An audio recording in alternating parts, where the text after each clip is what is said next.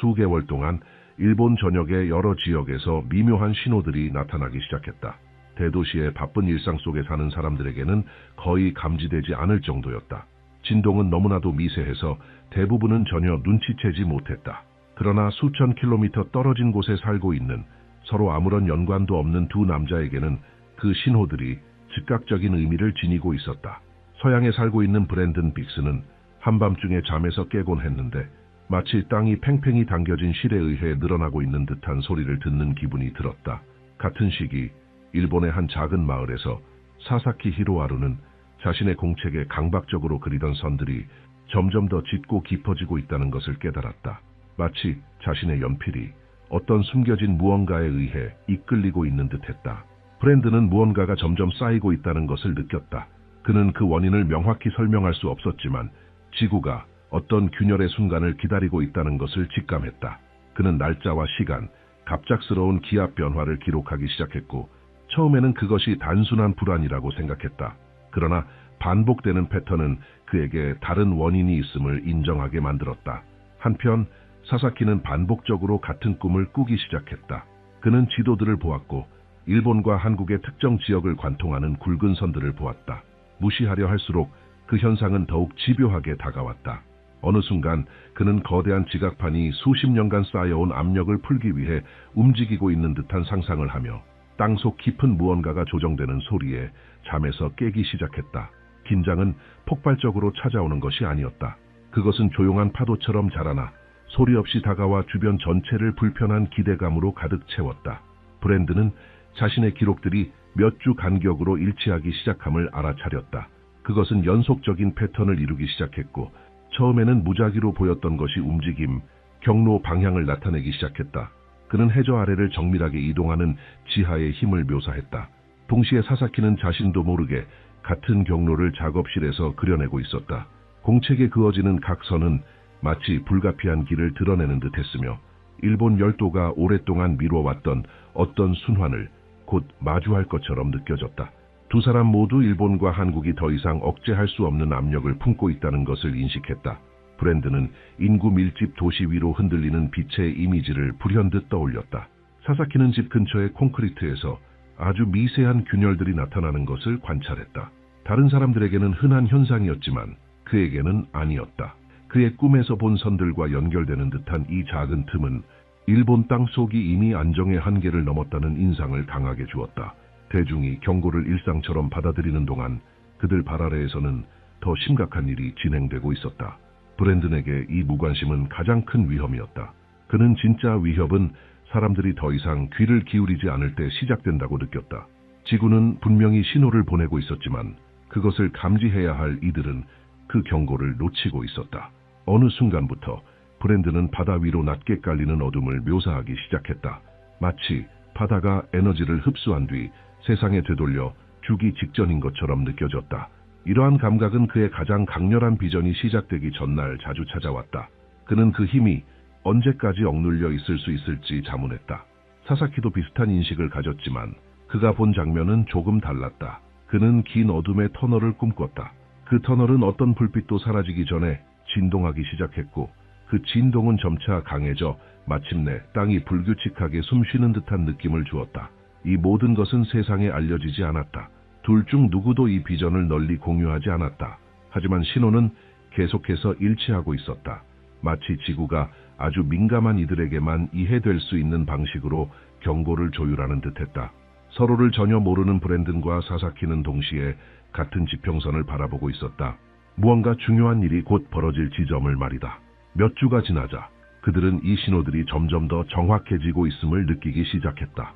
브랜드는 환경의 압력이 갑자기 변하는 순간들을 기록하기 시작했다. 마치 지하의 어떤 존재가 한계를 시험하고 있는 듯했다. 즉각적인 지진이 일어나는 것은 아니었지만 일본의 특정 지역을 따라 이상한 방식으로 분산된 긴장을 감지할 수 있었다. 지하 에너지는 마치 정해진 경로를 따라 움직이고 있었으며 그 경로는 오랜 시간 동안 심각한 불안정성을 보이지 않았던 지역들로 향하고 있었다. 세부 사항은 소름 끼치도록 반복되었고 결국 브랜드는 이 일련의 흐름이 결정적인 순간에 가까워지고 있다는 사실을 인정할 수밖에 없었다. 한편 사사키는 점점 더 깊은 꿈에 빠져들었다. 그는 오래된 지도를 보았고 그 지도 위에는 일본 열도의 여러 지역을 가로지르는 선들이 그려져 있었다. 그것은 무작위로 그어진 것이 아니었다. 그 선들은 실제 지질학적으로 알려진 단층선을 따라 있었지만 최근 어느 기록보다도 강렬했다. 그의 연필은 늘 같은 경로를 따라 움직였고 북쪽 바다를 지나 중앙지대를 통과해 태평양 인근 지역까지 이르는 길을 그려내고 있었다. 그가 그릴수록 하나의 패턴이 더욱 선명하게 떠올랐고 그것은 마치 현실 세계에서 곧 이어질 점들이 연결되기 직전의 순간 같았다. 브랜드는 새벽이 끝나갈 무렵 느껴지는 독특한 감각을 묘사했다. 그것은 바다를 가로지르는 저음의 맥박 같았고 거의 감지되지 않지만 지속적으로 이어지고 있었다. 그는 이 맥박이 첫 번째 균열의 전조라고 믿었다. 해안에서 멀리 떨어진 외딴 지역에서 시작되는 일종의 초기 방출. 그러나 그것이 도미노 효과를 일으킬 수 있는 위력을 지닌 시작점이 될 것이었다. 그의 기록에 따르면 이 진동은 항상 같은 시간에 강해졌고 마치 곧 더 큰 힘을 얻기 위해 준비하고 있는 듯했다. 그는 이 현상의 반복이 더 거대한 사건의 임박을 뜻한다고 확신했다. 지구 반대편에서 사사키는 같은 신호를 다른 방식으로 느끼고 있었다. 환경의 압력 때문이 아니라 주변의 작은 변화들 속에서 감지되는 이상 징후였다. 평범한 물건들이 아무 이유 없이 미세하게 진동했고 계절에 맞지 않게 바람이 자주 불었다. 집안의 특정 구역에서는 내부에서 나무가 불규칙하게 팽창하는 듯한 소리가 들렸다.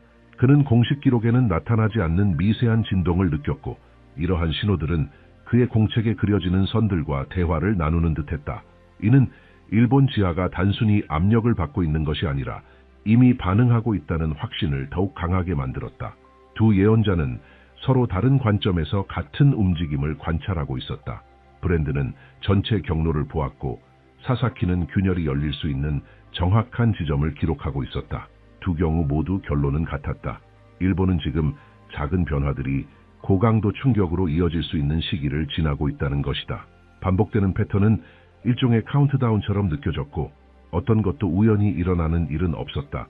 모든 세부 사항이 연속적인 단층 붕괴가 일어날 수 있는 해를 암시하고 있었다. 브랜드는 비전의 강도가 명확하게 바뀌었던 특정한 날을 언급했다. 마치 지하의 힘이 더 이상 숨기를 그만두었다는 듯한 느낌이었다. 그는 도시 풍경이 터널과 기초를 따라 움직이는 에너지의 파동에 의해 휩싸이는 장면을 보았다.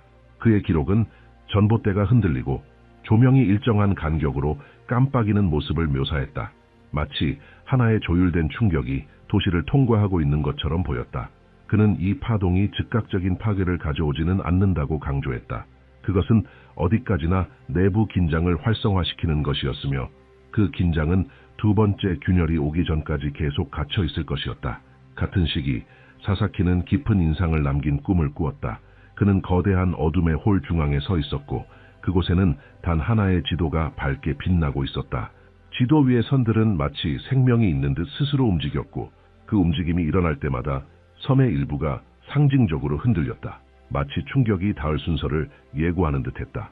그는 잠에서 깨어난 직후 그 순서를 기록했고 그 명확함에 놀랐다. 강조된 지역은 그가 수개월 동안 계속해서 그려왔던 곳과 일치했으며 이제는 점진적인 활성화의 패턴을 보이고 있었다. 브랜드는 첫 번째 충격이 깊은 지하에서 시작될 것이라고 보았다.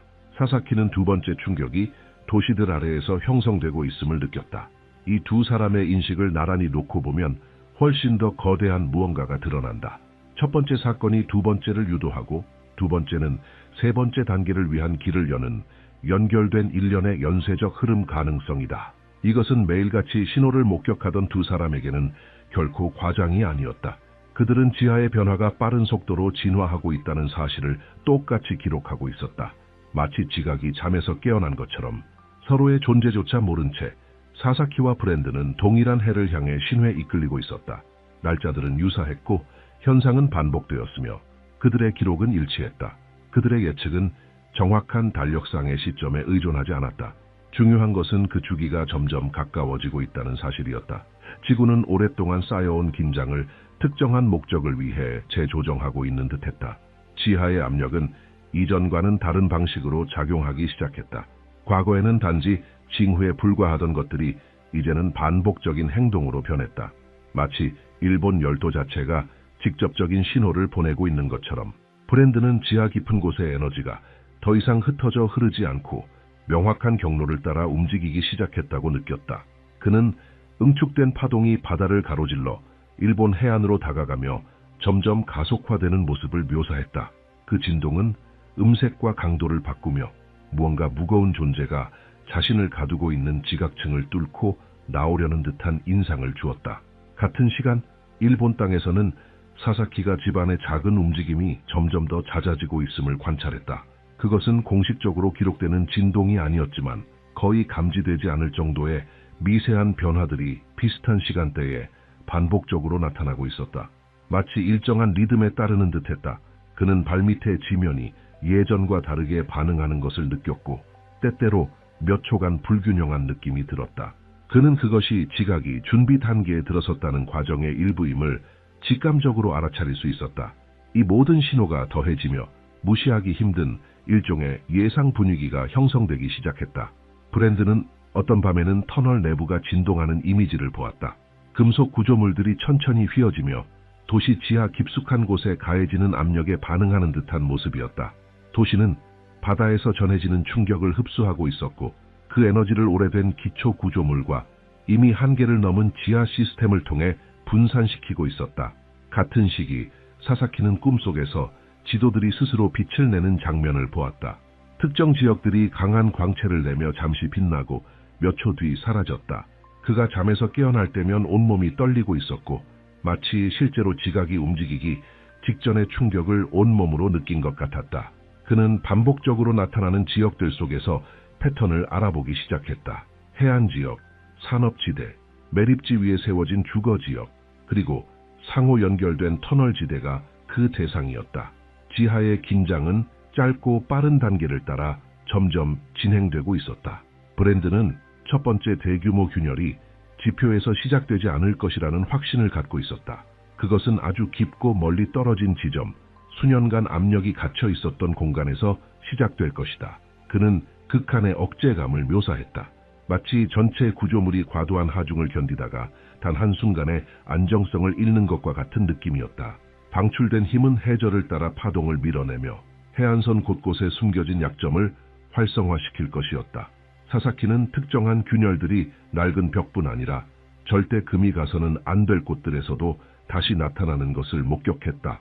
새로 지어진 건물, 보강된 콘크리트, 지하철역 입구 등의 표면에서도 작은 균열들이 생기기 시작한 것이다. 그는 이것이 단순한 마모나 노후화가 아님을 직감했다. 내부 지각의 이동이 겉으로 드러나고 있는 것이었다. 그가 관찰을 거듭할수록 이 과정이 하나의 체계처럼 조율되고 있다는 사실은 더욱 명확해졌다. 두 사람의 인식이 결합되면서 하나의 중대한 진실이 드러났다. 첫 번째 대충격은 고립된 사건이 아닐 것이다. 초기의 충격은 지표면 근처에 축적된 긴장을 자극하기에 충분할 것이며 깊은 지하의 방출은 도시 지하 구조물에 즉각적인 반응을 일으킬 것이다. 이 움직임은 짧고 정확한 충격파처럼 나타나 터널과 철도, 건물 기초의 균형을 바꾸는 계기가 될 것이다. 브랜드는 특정 지역의 전기 시스템 전체가 하나의 충격에 반응하듯 소름 끼치도록 정교하게 깜빡이는 불빛을 보았다. 그것은 전면적인 파괴가 아니었다. 오히려 더 거대한 무언가를 위한 준비 과정이었다. 일종의 활성화, 지하가 살아있으며 곧 움직일 것임을 상기시키는 신호였다. 반면 사사키는 이러한 충격을 이미지가 아닌 소리로 느꼈다. 그의 꿈속에서 언제나 지도상의 같은 지점에서 낮고 둔탁한 뚝 소리가 들렸다. 마치 일련의 연쇄가 시작됨을 알리는 마커처럼 증가하는 압력은 곧 넘을 수밖에 없는 보이지 않는 한계를 만들어내고 있었다. 어떤 날은 공기가 더욱 무겁게 느껴졌고 지면의 진동이 평소보다 몇 초 더 오래 지속되었다. 마치 나라 전체가 불규칙하게 숨을 쉬고 있는 듯한 느낌이었다. 첫 번째 충격의 접근은 더 이상 단순한 직감이 아니었다. 그것은 주의를 기울이는 이들에게 분명히 감지되는 실질적인 상태가 되어 있었다. 두 번째 대규모 움직임이 가까워지면서 두 사람의 비전에 나타나는 양상도 극적으로 바뀌었다. 과거에는 느리게 이어지던 연속성이 이제는 아무 경고 없이 밀려드는 지속적인 신호로 바뀌었다. 브랜드는 더 이상 단편적인 장면이 아닌 곧 작동할 준비가 끝난 하나의 연결된 체계를 보는 듯한 장면을 목격했다. 바다를 따라 흐르던 진동은 이제 여러 방향으로 분산되기 시작했고 도시지역, 산업지대, 산악 지형 등지로 긴장을 퍼뜨리고 있었다. 에너지의 흐름은 변형되었다. 그것은 마치 전체 시스템이 스스로의 한계에 밀려가고 있는 모습 같았다. 사사키는 이러한 변화가 일상 속 아주 사소한 요소들에서 드러나는 것을 느꼈다. 바람 한 점 없는 공간에서 물건이 미세하게 흔들렸고 아무런 외부 움직임 없이 바닥에서 미세한 먼지가 떠올랐다. 어떤 표면은 너무 낮은 주파수로 진동하여 소리는 나지 않았지만 충분히 불편한 감각을 만들어냈다. 그는 이 신호들을 알고 있었다. 더 큰 지각 이동이 오기 전 내부에서 먼저 반응을 시작할 때 나타나는 징후였다.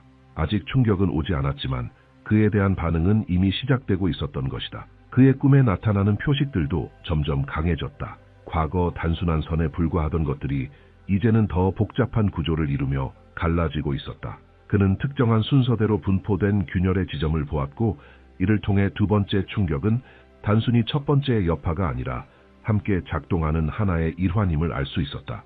몇몇 지역은 다른 곳보다 훨씬 강한 빛을 내며 곧 동시에 움직일 듯한 기세를 보였다.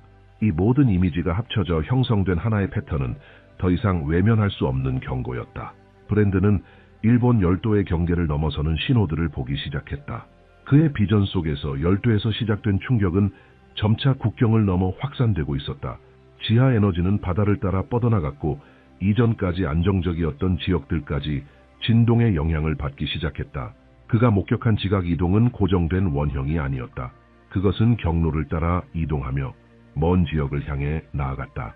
몇몇 경로는 대륙을 향하고 있었고 마치 첫 번째 대격변의 여진이 곧 도달할 것 같은 예감을 남겼다. 두 번째 충격은 비정상적으로 빠른 속도로 형성되고 있었다. 지구는 마치 전 과정을 가속시키는 듯했으며 보통 수개월이 걸릴 단계를 며칠 또는 몇 주로 압축하고 있었다. 어떤 밤 브랜드는 전등이 연쇄적으로 꺼지는 모습을 보았다. 그것은 단발적인 사건이 아니었다. 도시 기초 아래에서 방출된 지질 파동에 의해 전기 시스템들이 압박을 받는 반응이었다. 지하에서 발생한 충격은 표면에서도 드러나고 있었다. 미세한 결함들, 국지적 정전, 민감한 지반 위에 세워진 구조물들의 불안정함을 통해서 사사키는 땅이 마치 맥박을 내뿜는 순간들을 정확하게 기록했다.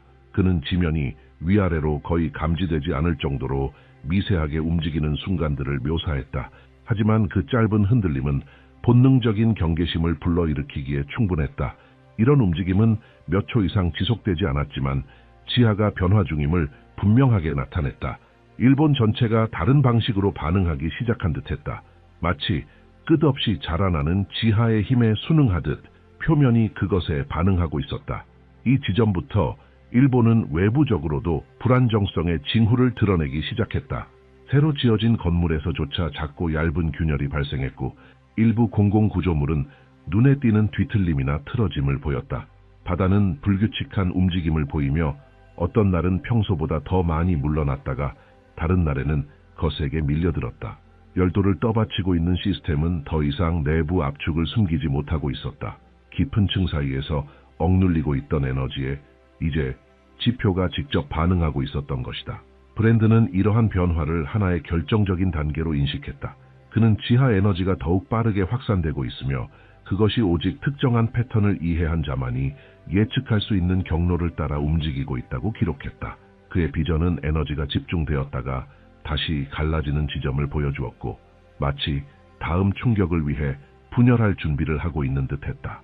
그는 이러한 파동을 끊임없이 기록하며 다음 대규모 움직임은 더 이상 오랜 간격 없이 찾아올 것임을 확신했다. 신호의 강도는 의심의 여지를 두지 않았다.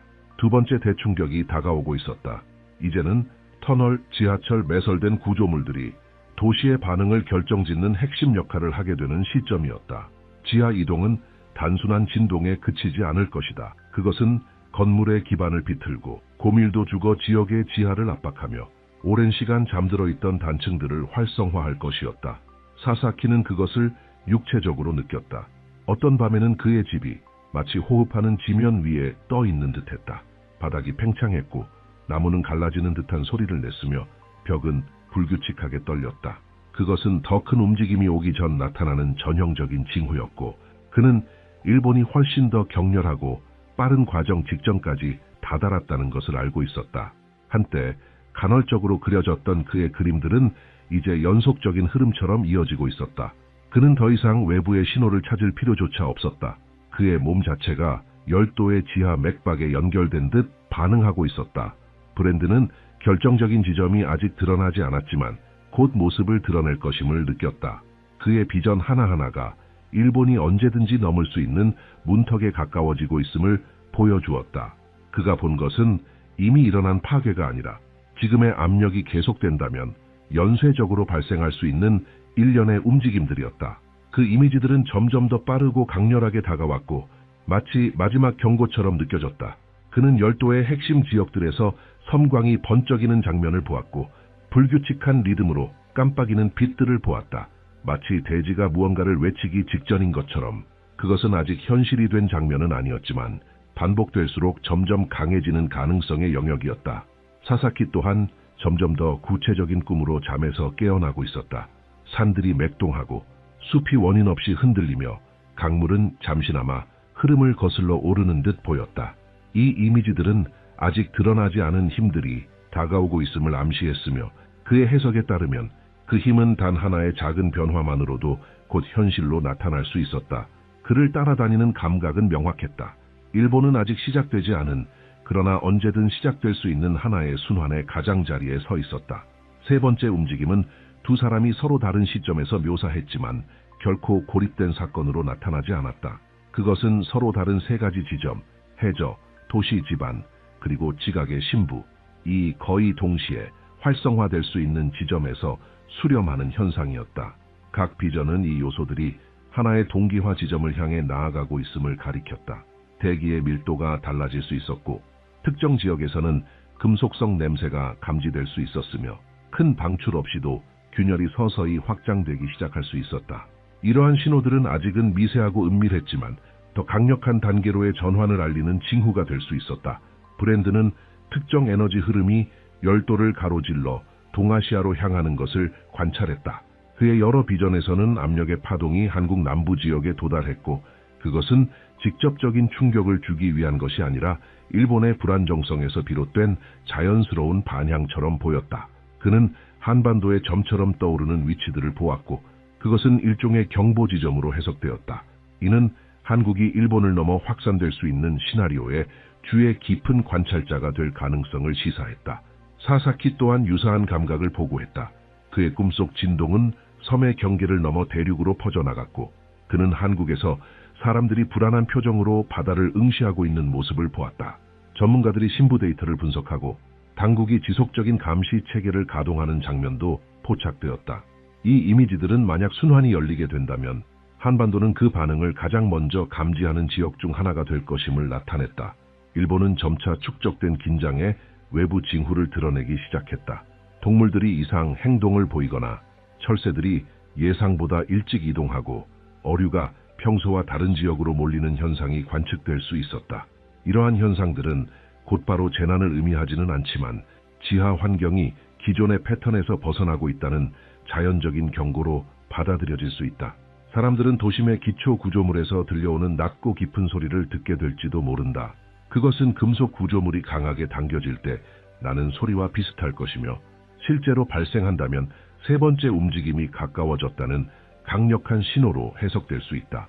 브랜드는 일본이 갑작스러운 침묵 속에 잠긴 후 지각을 관통하는 듯한 굉음을 듣는 장면을 목격했다. 이 비전은 즉각적인 파괴를 보여주지는 않았지만 하나의 상징적인 전환점으로 느껴졌다. 나라 전체가 조용히 준비하던 단계와 연쇄 반응이 시작되는 단계 사이를 나누는 경계선이었다.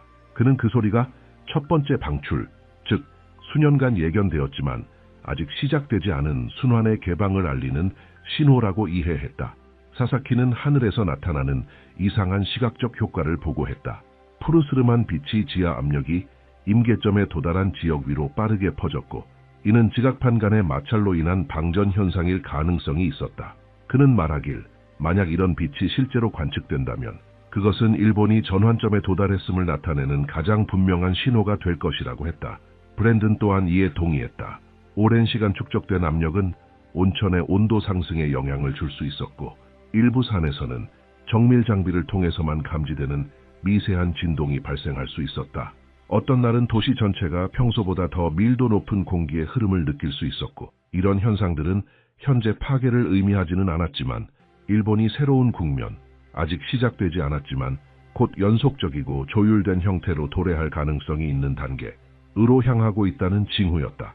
브랜드는 특정 지역들이 불규칙한 호흡을 하듯 짧은 간격으로 팽창하고 수축하는 모습을 보았다.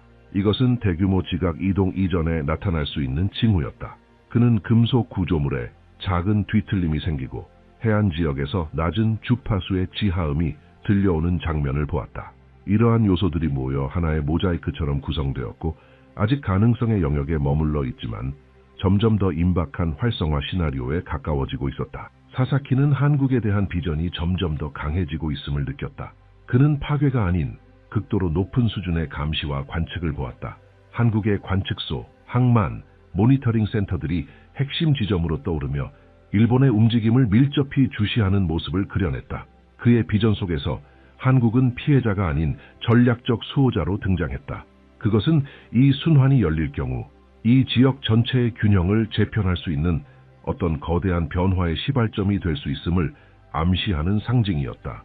브랜드는 순환이 시작된 이후 일어날 수 있는 일들에 대한 비전들을 계속해서 받아들이고 있었다. 그는 일본이 두 개의 층으로 나뉘어 있는 모습을 보았다.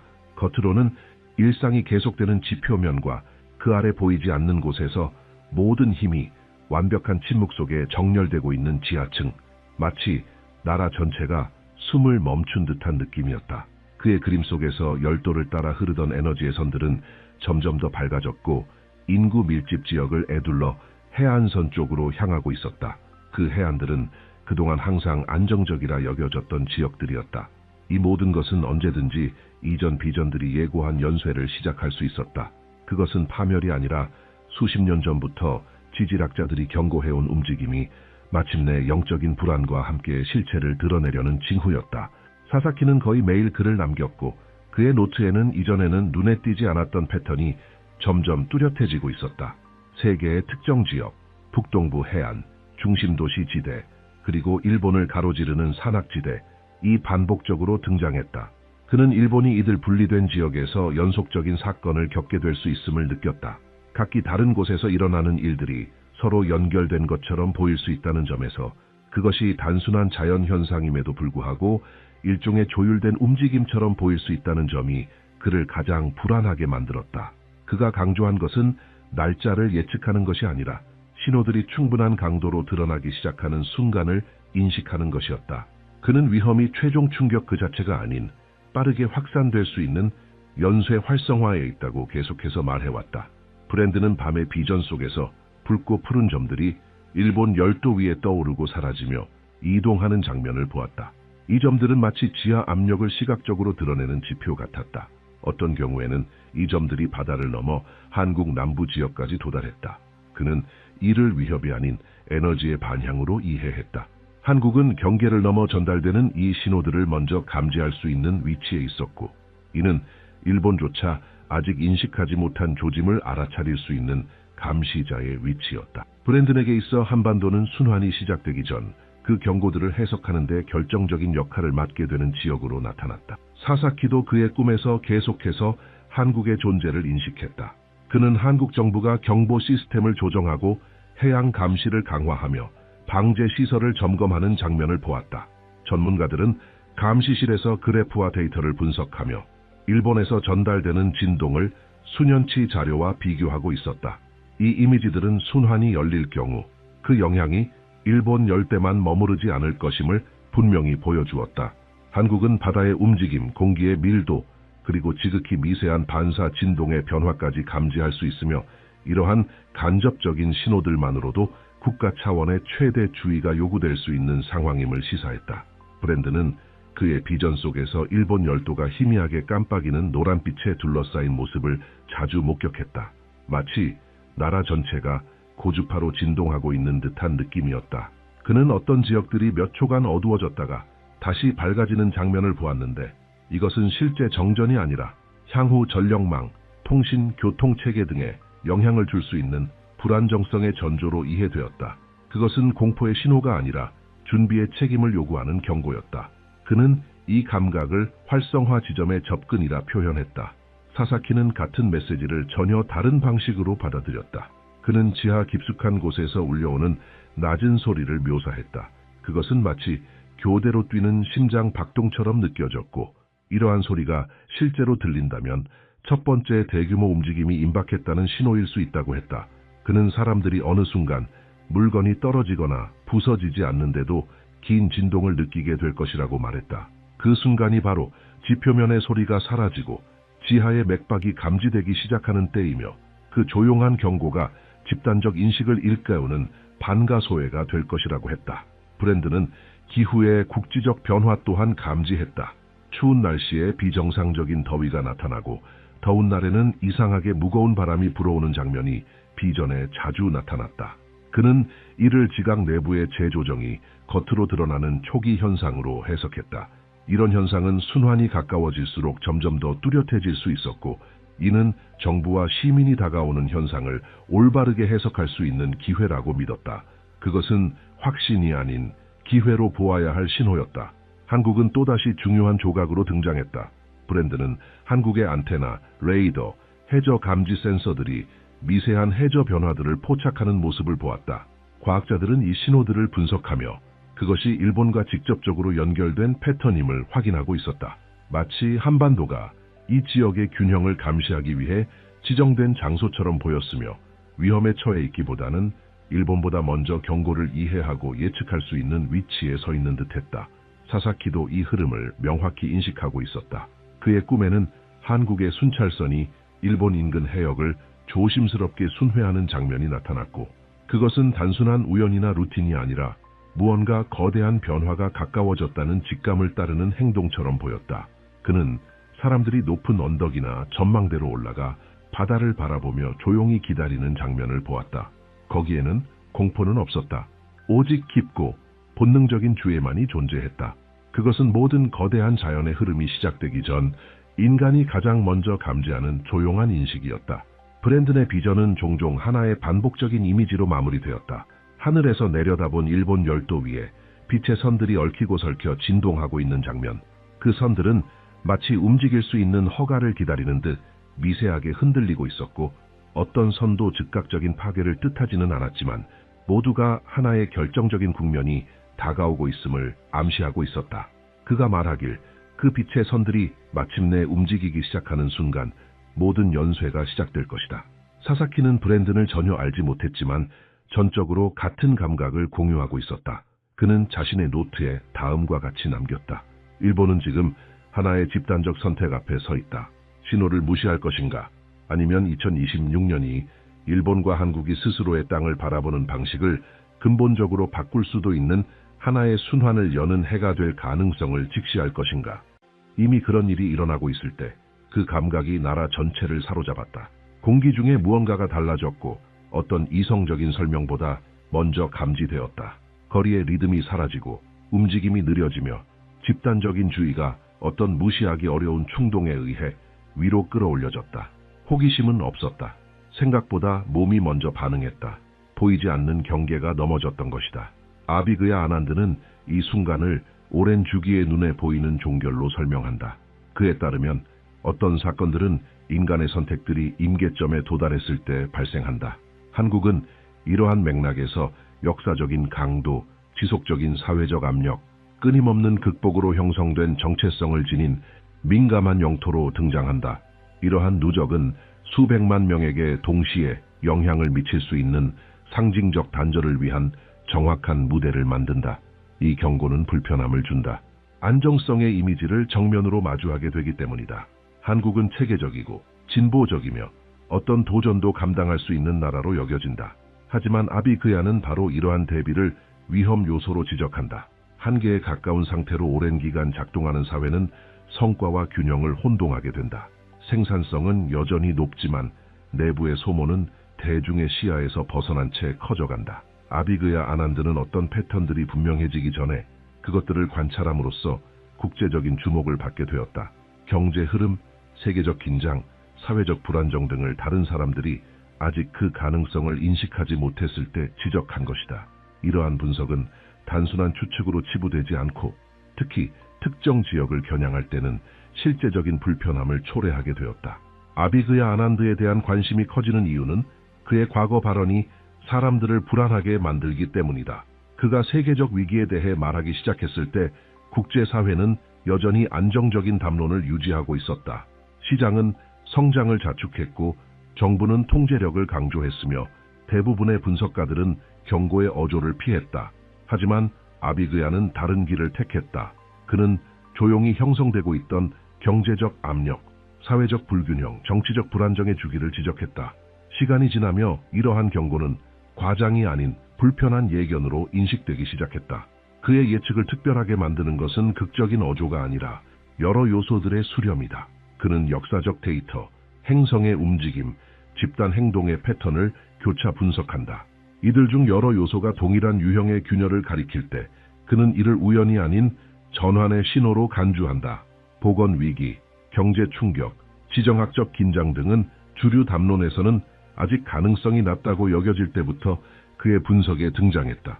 그 결과는 단순했다. 사건들이 예측된 방향으로 전개될수록 그의 발언은 점점 더 주목을 받게 되었다.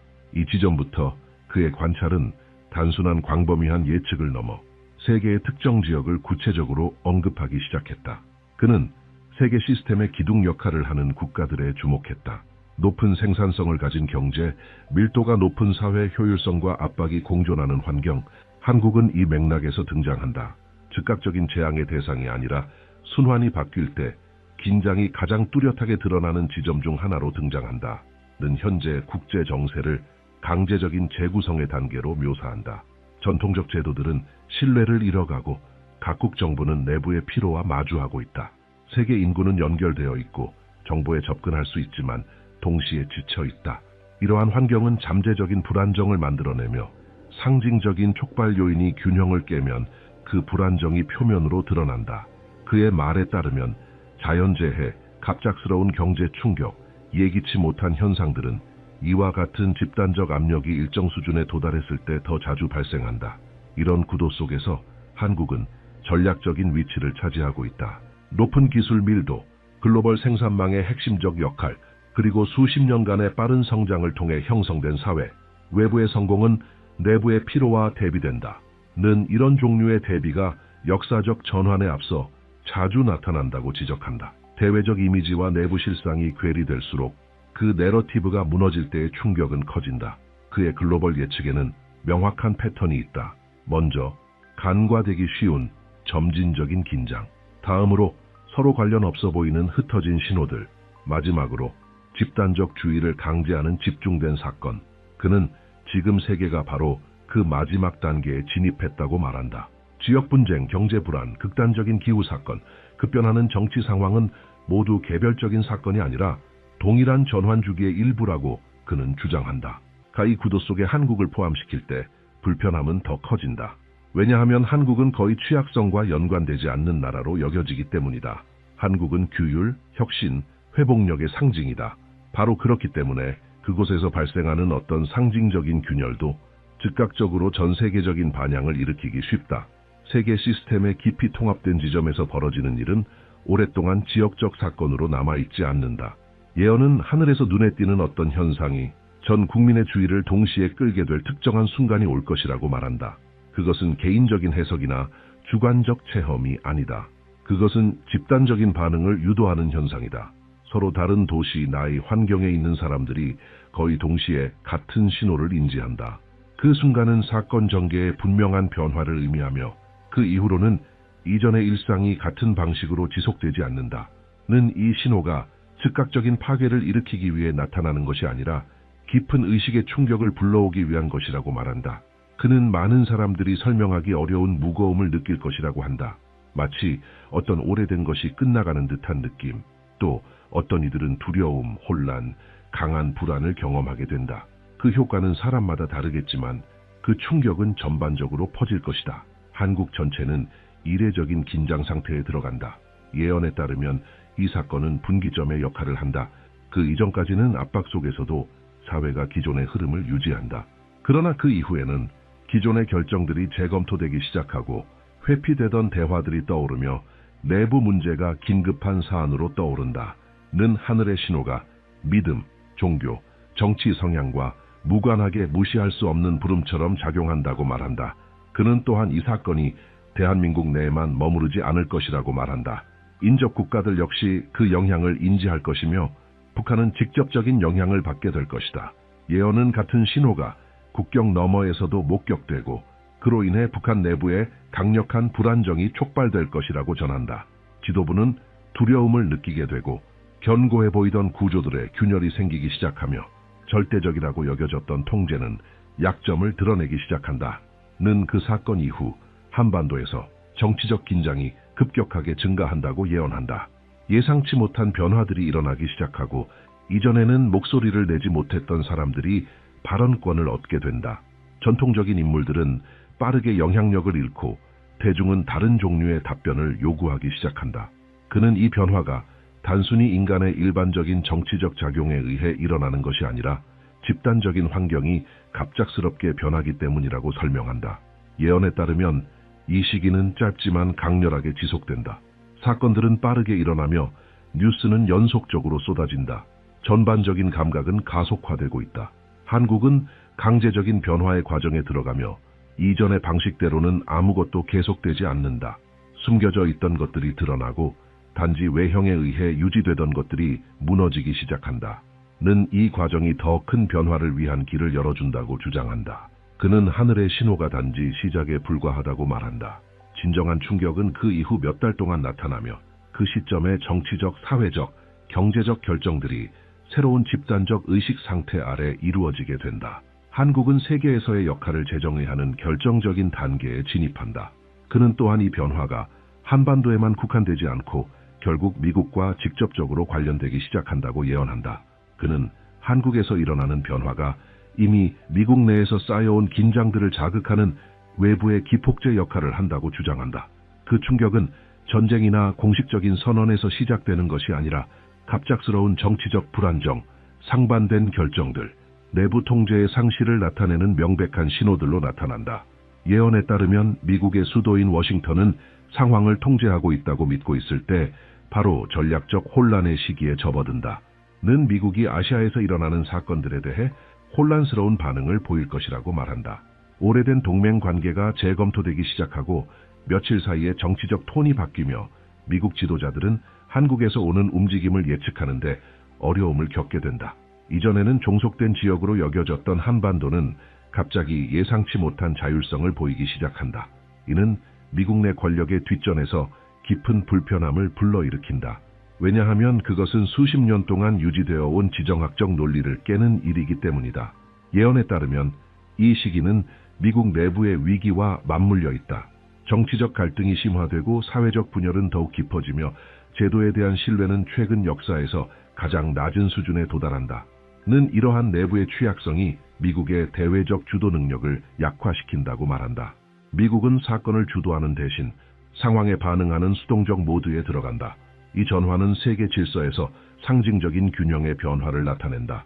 그에 따르면 미국과 한국의 관계는 결정적인 시험대를 맞이한다.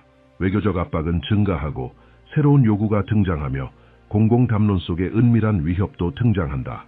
그럼에도 불구하고 한국은 단호하고 예기치 못한 독립적인 입장을 유지한다. 이는 동맹국과 경쟁국 모두를 놀라게 한다. 예언은 이러한 자세가 직접적인 대결에서 비롯된 것이 아니라 초기 충격 이후 내부에서 강화된 확신에서 비롯된 것이라고 말한다. 는 이 변화가 연쇄 반응을 일으킨다고 말한다. 다른 국가들은 이를 예의주시하며 세계는 무언가가 이동하고 있다는 것을 직감한다.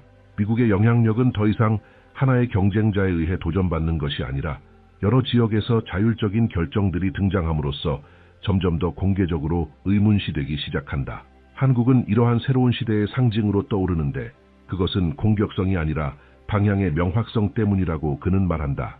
예언은 또한 이 시기에 미국이 경제적 어려움에 직면하게 될 것이라고 전한다. 시장의 불안정, 긴급한 결정들, 구조적인 피로의 징후들이 두드러지기 시작한다. 는 이러한 요소들이 갑작스럽게 생겨나는 것이 아니라 세계적인 전환 주기가 시작될 때 집중적으로 드러난다고 주장한다. 미국은 해결되지 않은 내부 문제들을 아는 채 지배적 위치를 유지하려는 부담을 크게 느끼게 된다. 이러한 상황 속에서 한국은 뜻밖의 기준점으로 부상한다.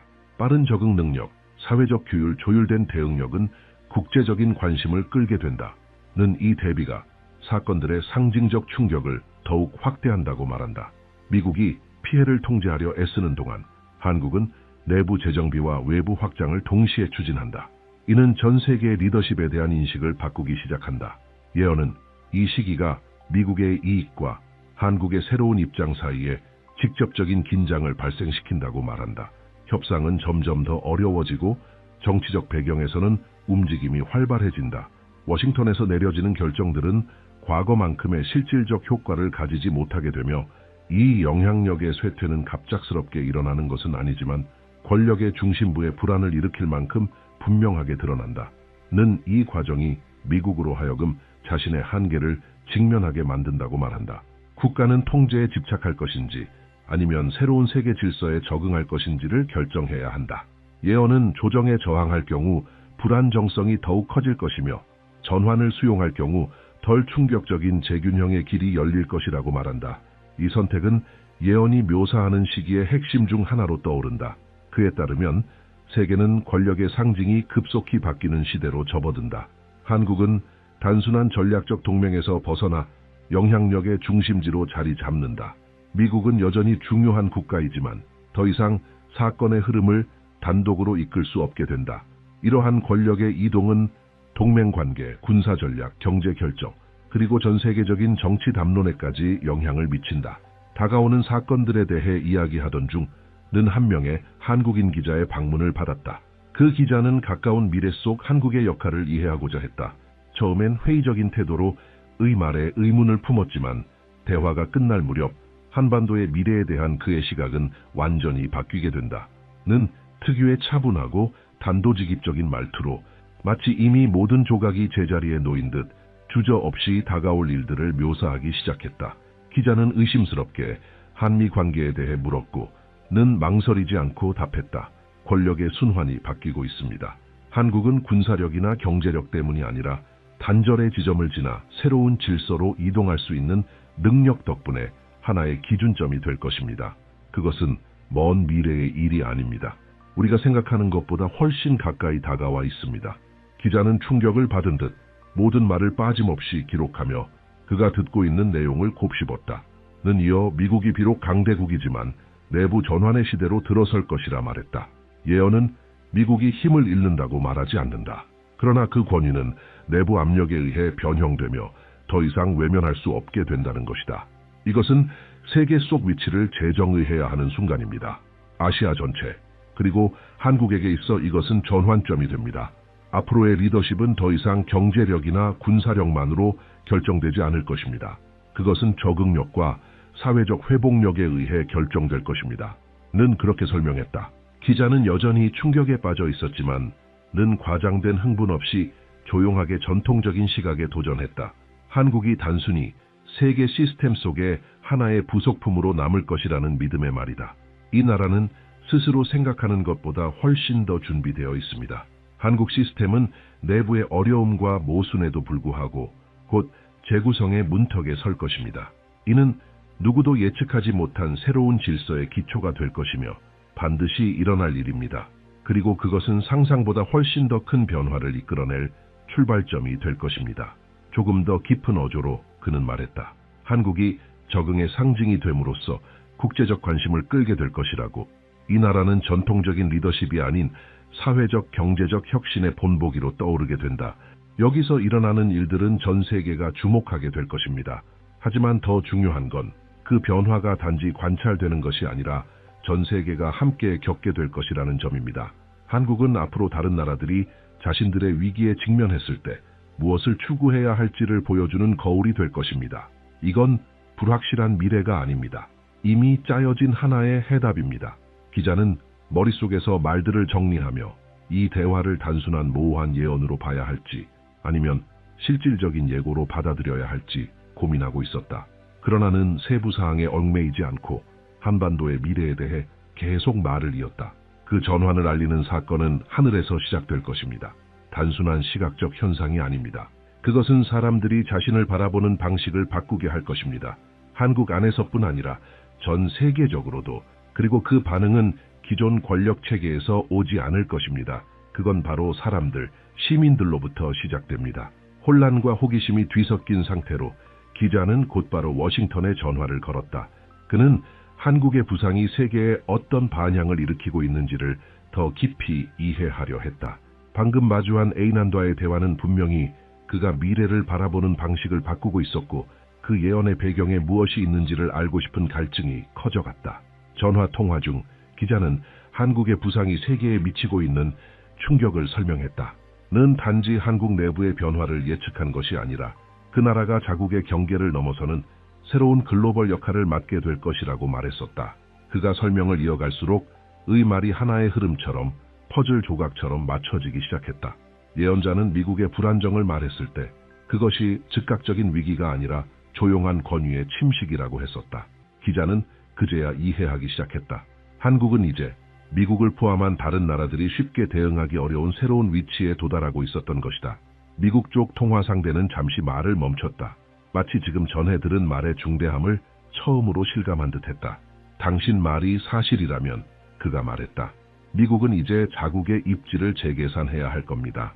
그리고 그건 기존의 방식으로는 불가능하겠죠. 한국의 부상은 단순한 외교 문제가 아니라 우리가 과거처럼 통제할 수 없는 새로운 패러다임을 의미합니다. 기자는 점점 더 분명해지는 현실과 의 예언 사이의 연결고리를 인식하기 시작했다. 단순한 우연이나 이론이 아니었다. 예언자는 단지 한국의 부상을 언급한 것이 아니라 과거의 시스템과 새로운 움직임 사이의 단절을 상징하게 될 하나의 사건에 대해 말했었다. 이 사건은 전 세계적인 전환점이 되며 그 시작은 바로 강대국들의 내부 동요에서 비롯될 것이고, 그 안에는 미국도 포함되어 있다고 예언은 말한다. 는 더 깊이 파고들며 미국의 권력 구조에 대한 신뢰가 빠르게 붕괴되고 있다고 경고했다. 그는 도널드 트럼프를 이 과정의 무의식적인 촉매제로 지목했다. 그에 따르면 트럼프는 자신의 정책들과 분열적인 리더십 스타일로 인해 미국 내부의 불안정을 가속화시켰으며, 이것이 새로운 지도자 등장에 대한 무대를 만드는 데 기여했다고 한다. 그러나 그 지도자는 기존 정치 시스템 안에서 나올 인물이 아니며 약속이 아니라 진정성과 결단력으로 등장할 것이라고는 말했다. 트럼프는 이 흐름에서 중요한 조각이었습니다. 그러나 그는 해답이 아닙니다. 그가 상징했던 모든 것에 대한 응답이 곧 등장할 겁니다.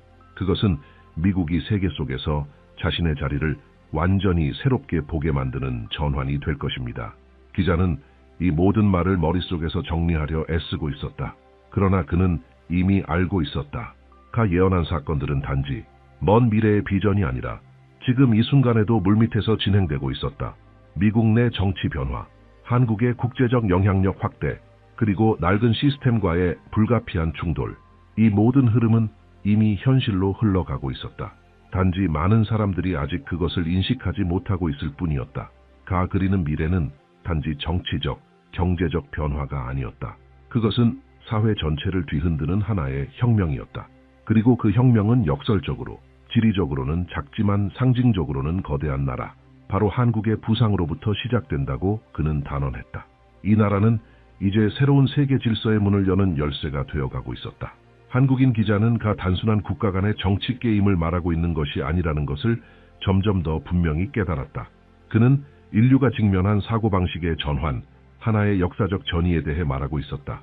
한국은 그 내부의 모순 집단적 고통, 그리고 회복력을 통해 방향 전환의 중심축이 되어가고 있었고, 이는 미국을 포함한 다른 나라들이 결국 인정하고 따라가야만 하는 흐름이 될 것임을 시사했다. 그 시점부터 모든 것이 점차 명확해지기 시작했다. 미국 내부에서 심화되는 정치적, 사회적, 경제적 분열은 단순한 시스템의 실패가 아니었다. 그것은 세계 전체가 겪고 있는 전환기의 반영이었다. 트럼프는 그 분열을 가속화시킨 인물이었지만 진정한 변화는 그의 손에 달려있지 않았다. 에 따르면 트럼프는 단지 새로운 세대의 리더들이 등장하도록 만드는 판을 깔았을 뿐이며, 이 새로운 리더십은 더 이상 과거의 권력 모델에 기대지 않을 것이라고 말했다. 기자는 침묵 속에서 그 말들의 무게를 받아들였다. 그는 한국이 그 모든 내부적 모순에도 불구하고 새로운 모델로 떠오르고 있음을 느꼈다. 하지만 동시에 미국이 그 사실을 순순히 받아들일 준비가 되어 있지 않다는 것도 알고 있었다. 가말한 이 전환은 결코 순조롭거나 단기간에 끝날 일이 아니었다. 그것은 정치 지도자들만이 아니라 평범한 시민들까지도 변화에 휘말리는 사회 전체를 뒤흔드는 깊은 흐름이었다. 와의 대화는 신비롭고 불안감을 자아내는 경험이었지만 기자에게는 점점 더 명확한 의미를 갖기 시작했다. 그것은 단순한 예측이 아니라 이미 눈앞에서 진행 중이지만 대부분의 사람이 외면하고 있는 현실에 대한 설명처럼 느껴졌다. 그 대화 이후 기자는 마치 퍼즐 조각이 너무 빠르게 맞춰지고 있다는 느낌을 받았다. 우연이라고 보기엔 모든 것이 너무 정확하게 흘러가고 있었다. 는 이렇게 말했다. 옛 지도자들이 이미 끝난 주기를 억지로 되돌리려 할 때 그들은 결국 자신들이 막고자 했던 변화를 더 빨리 불러오게 된다. 이 지점에서 도널드 트럼프의 이름이 다시 등장한다. 그는 더 이상 하나의 인물로서가 아니라 미국 내부에 깊이 자리한 균열을 드러내는 상징으로서 언급된다. 그는 오래된 시스템의 한계를 상기시키는 존재이며 그 시스템이 더 이상 현재를 감당할 수 없다는 사실을 세상에 드러내는 촉매였던 것이다. 에 따르면 트럼프는 미국 시스템이 내부의 피로와 균열을 감추기 위해 너무 크게 말하기 시작한 순간을 상징한다.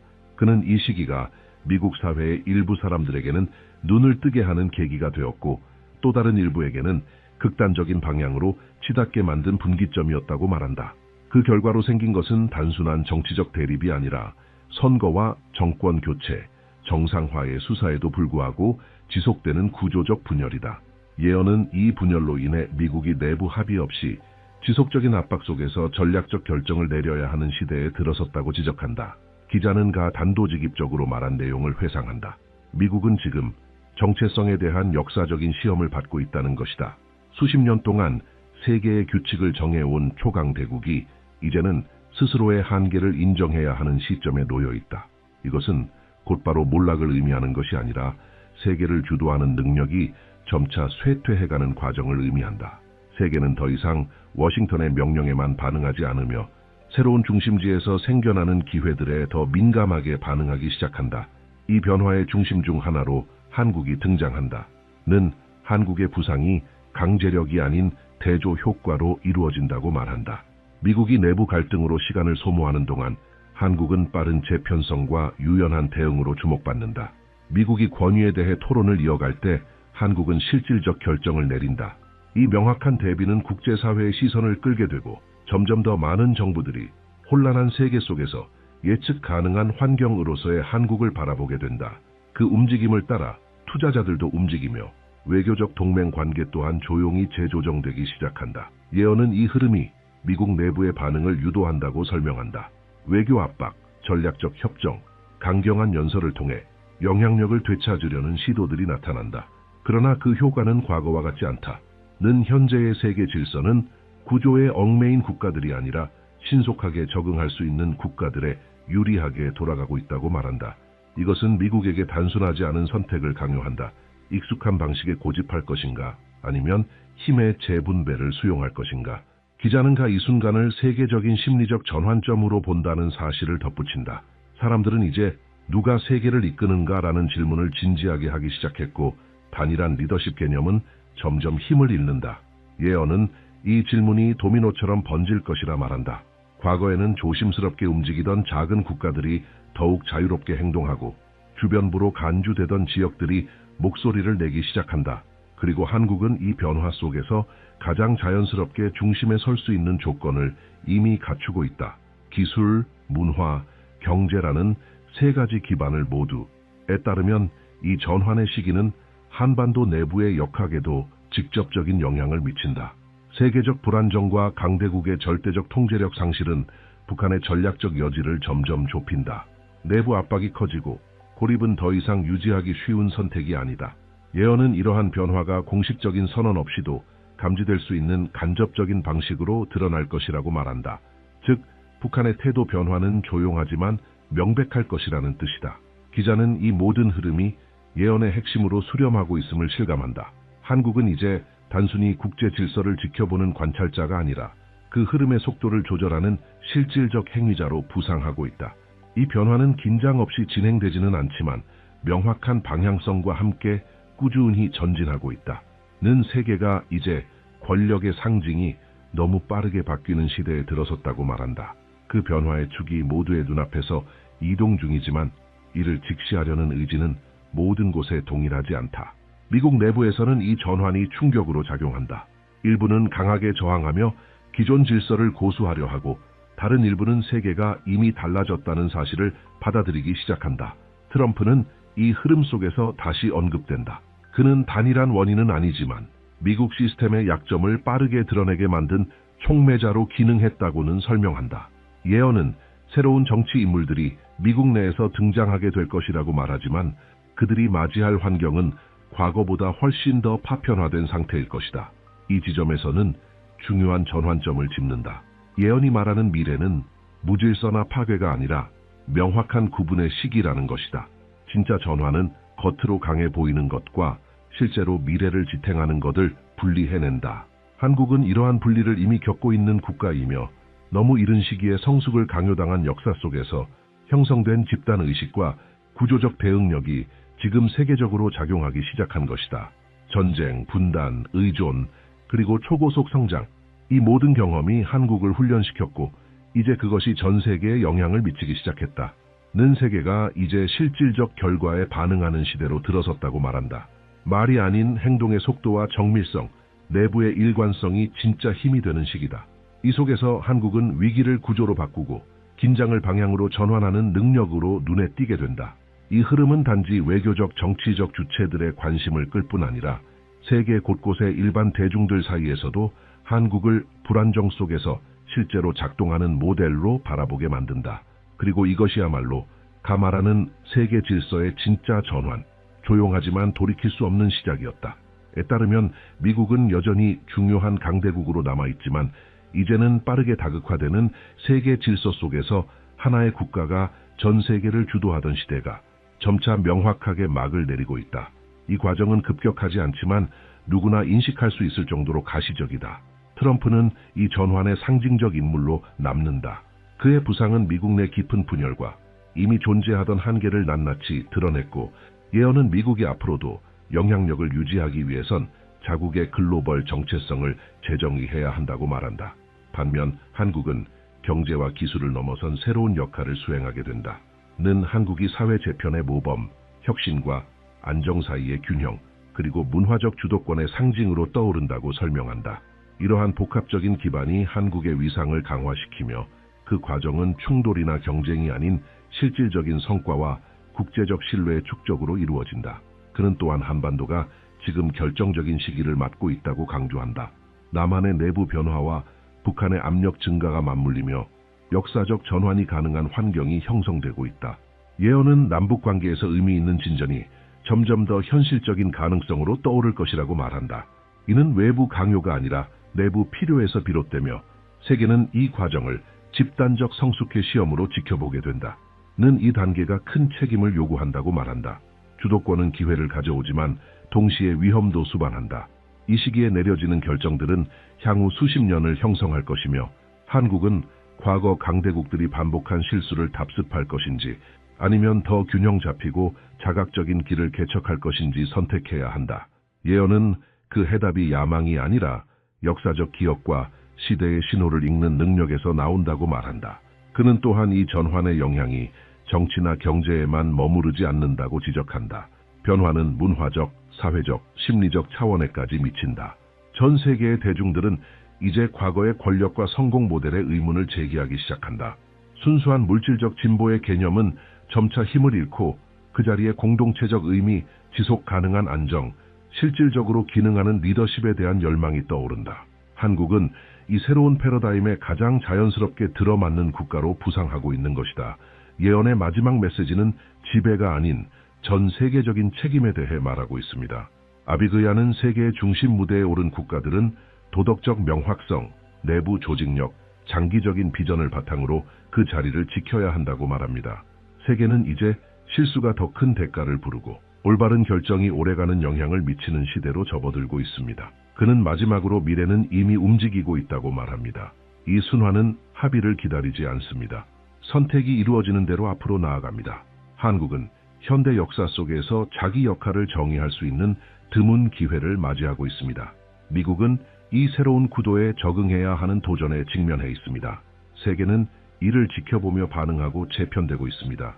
이 예언은 이와 같은 징후들을 주시하는 사람들에게 분명한 메시지를 전합니다. 지금 일어나고 있는 일은 단순한 정부나 동맹의 문제가 아니라 앞으로 수십 년간 사회 전체가 어떻게 살아가고 생산하고 관계를 맺어갈 것인지를 결정짓는 것입니다. 이를 무시한다고 변화가 멈추는 것은 아닙니다. 오히려 이해함으로써 우리는 그 변화를 더 의식적으로 헤쳐나갈 수 있습니다. 이 예언이 당신에게 어떤 생각을 불러일으켰는지 함께 나누고 이 시대의 징후와 글로벌 변화에 관심 있는 이들과 이 내용을 공유하세요.